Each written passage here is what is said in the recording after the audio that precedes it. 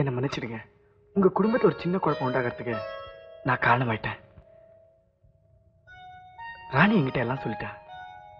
சால் இன் the game of life. பரவாயில்ல, நடந்தது நடந்து போச்சு.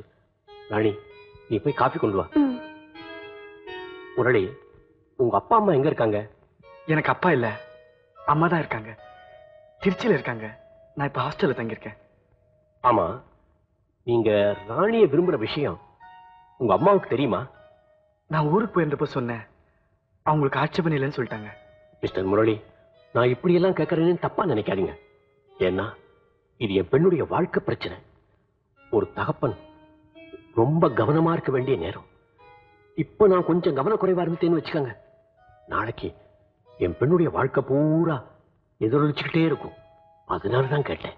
பரவாயில்ல ஃபாதர், என்னை பொறுத்த வரைக்கும் நான் ராணியை உயிருக்கு உயிரா காதலிக்கிறேன்.